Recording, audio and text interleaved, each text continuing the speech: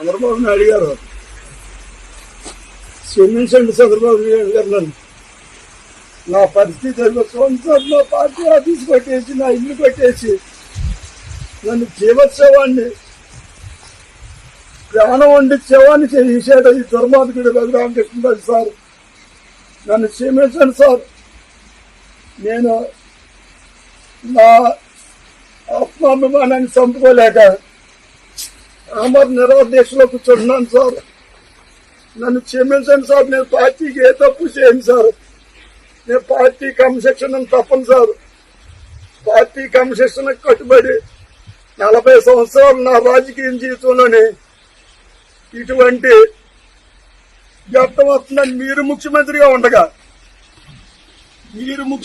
ఉండగా నాకు ఈ పరిస్థితి వస్తుందని నేను కళ్ళలో కూడా అనుకోలేదు. చంద్రబాబు నాయుడు గారు నన్ను క్షమించండి.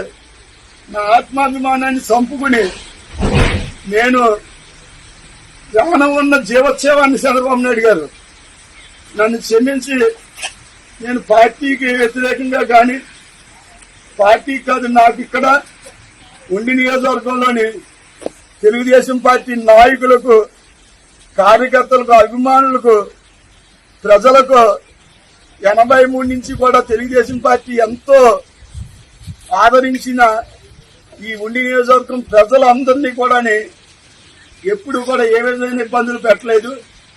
ఈ దుర్మార్గుడు 19 సంవత్సరాల నుంచి 19 నెలల నుంచి పెట్టేటి హింసలు భరించలేక పార్టీని కాపాడుకోవడం కోసం నేను ఉండి నియోజకవర్గంలో తెలుగుదేశం పార్టీకి నాయకులకి, కార్యకర్తలకి, అభిమానులకి, పేదలు ఇల్లు కొట్టేస్తున్నాడు సార్.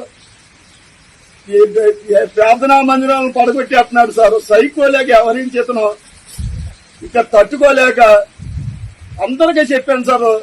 విజిల్ ఇంటెలిజెన్స్ వాళ్ళకి కూడా అందరికీ ఇలా జరుగుతున్నది, హైకమాండ్ దృష్టికి తీసుకెళ్ళమన్నాను సార్. అందరికీ తెలుసు సార్. జిల్లా ప్రెసిడెంట్ గారికి కూడా తెలుసు సార్ ఆయన చేసి పనులండి.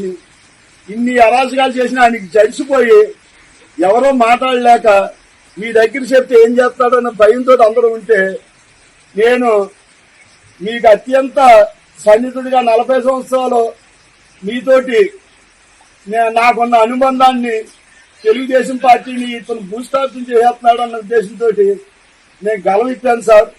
నన్ను గలవిప్పినందుకు ఈ పరిస్థితి ఇవాళ తీసుకొచ్చాడు సార్ ఈ దుర్మార్గుడు. నన్ను క్షమించి నేను చేసేటువంటి ఈ పవిత్రమైన ఆమరణ నిరాహార దీక్షకి మీరు నాకు అనుమతి ఇవ్వాల్సిందిగా హృదయపూర్వకంగా కోరుకుంటున్నాను చంద్రబాబు గారు.